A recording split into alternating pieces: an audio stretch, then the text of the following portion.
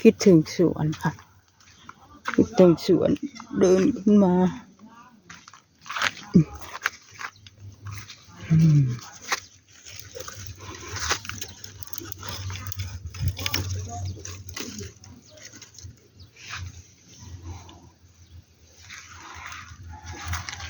หมกแตง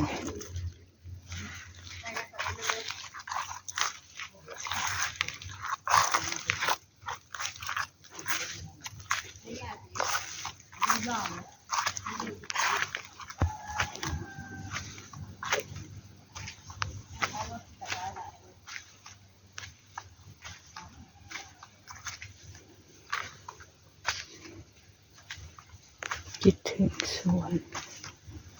มาเยี่ยมสวนค่ะคุณยาย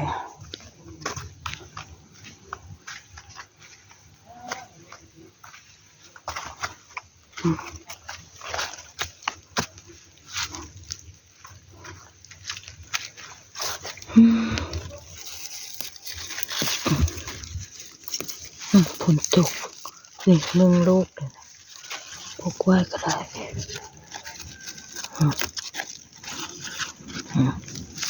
นึ่งลูกแล้ว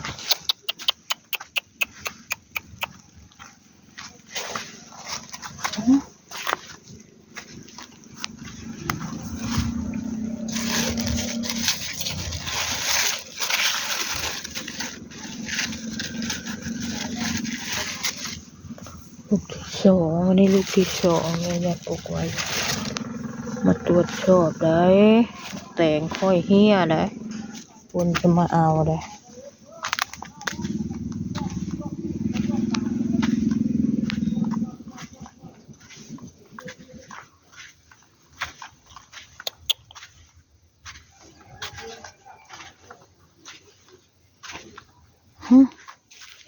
อยู่ในคุ้มนี่เพิ่น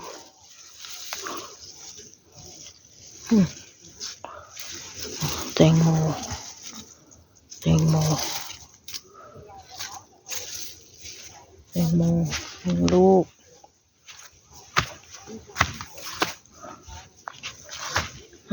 อันนี้ก็ดองลูกแตงโม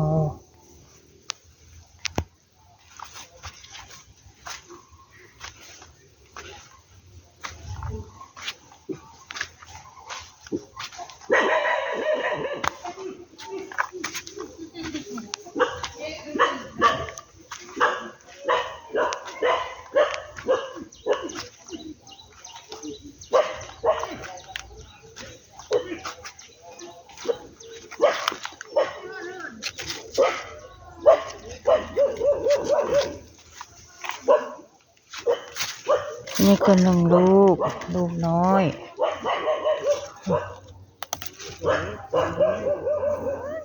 ลูกน้อย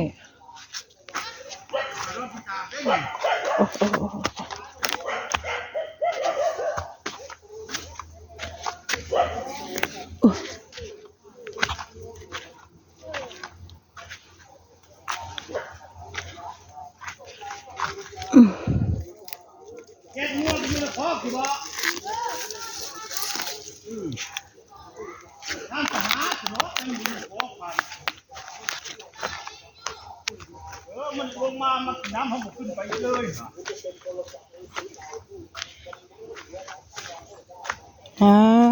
้ะเพ่หักแล้วบ่ได้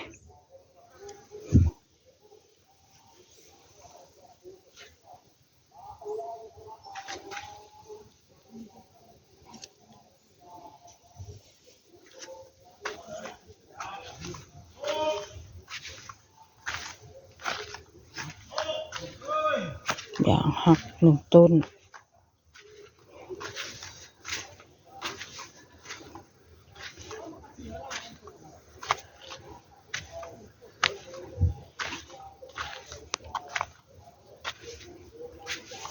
อย่างหักเด้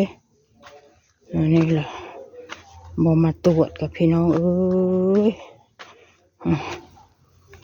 หักจนเบิด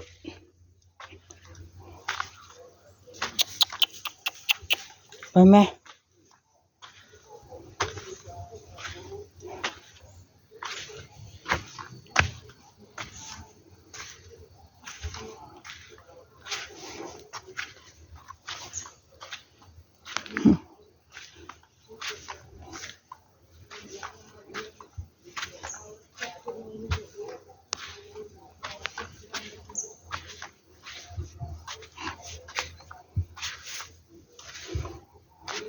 แต่ไปว้าวโอ้หลายว่าบ่เป็นก็บ่เป็นเนาะ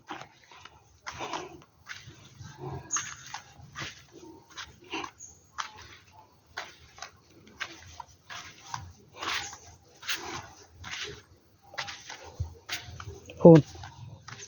มันมีเห็ดหักห้อง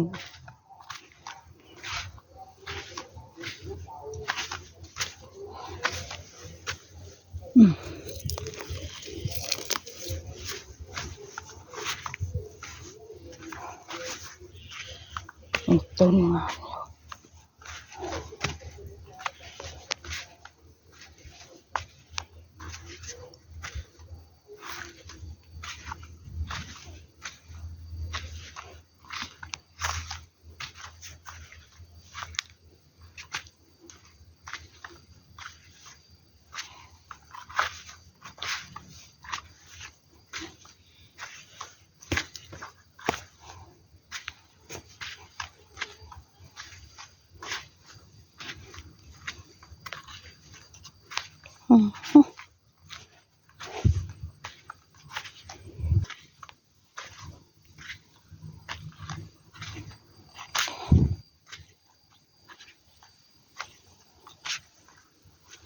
เครือนี่ดี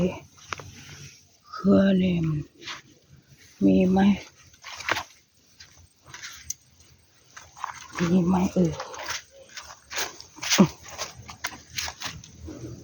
โอ้มีนี่ยังลูก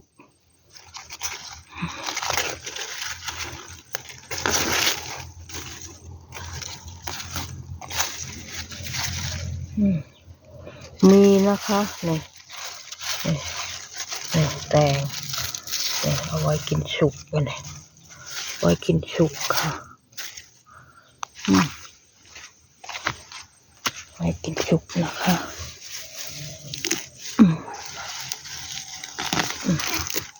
ไว้กินสุกอันนั้นไว้กินสุกค่ะดิบมากินแล้วตาก็บอกเห็นหุ่นเพลือโอ้ถอนยา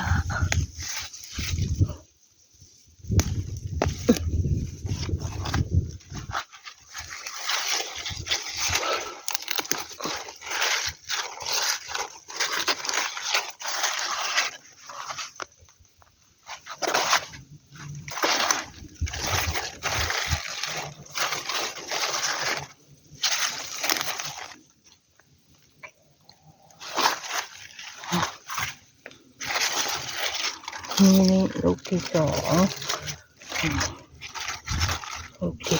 แล้วเด้อลูกที่สอง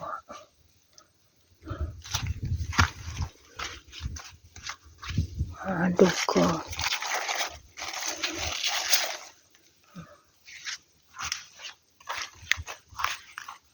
ลูกที่สอง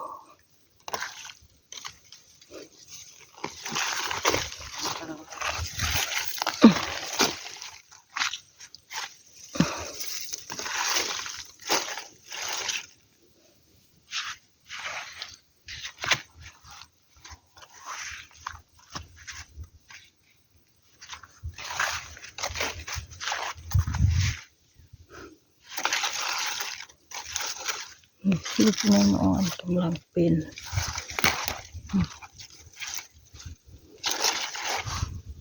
โอเคสิบก็แล้วไปบอกคืออันนี้ก่อนเด้อ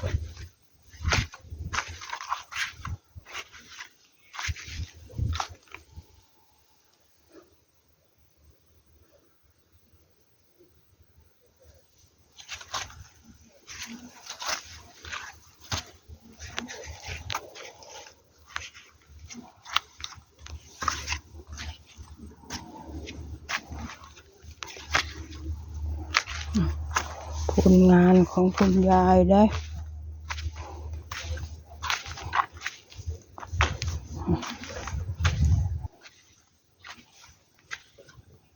ยางตาย1 ต้น มันมันไม่ได้ตายหรอกมันหักสงสัยหมาบ่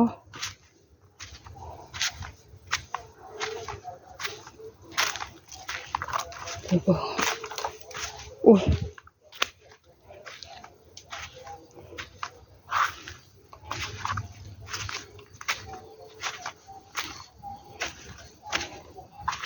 พักทองอ่ะ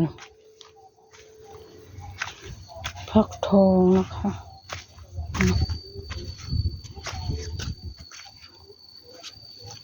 ตรวจสอบพักทองยังบ่เป็นเนาะโอเค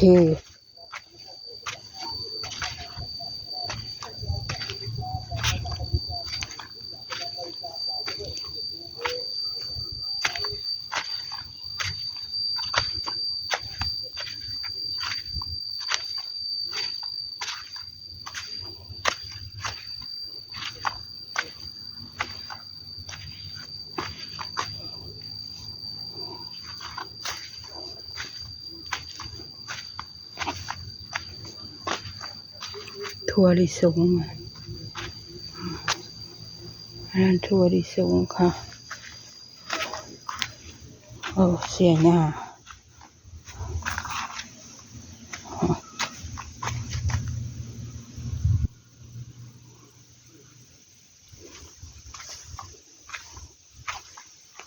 ประเภทนี้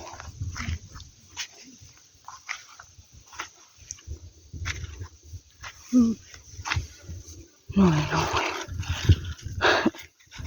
น้อยน้อยพอดีกินกับแจ่วนะน้อยน้อย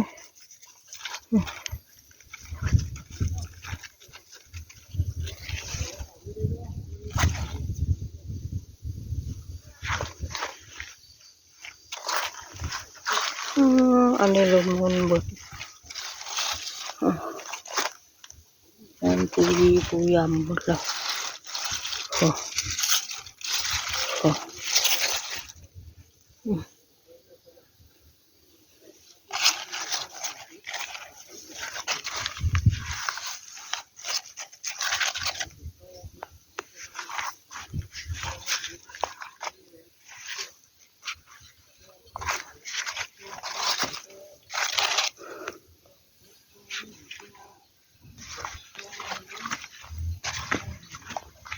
ยังโอเคค่ะขอจบคลิปแค่นี้นะคะนี่ถั่วลิสงค่ะอย่าลืมกดไลค์กดแชร์กดซับสไครต์ให้คุณยายด้วยนะคะขอบคุณค่ะ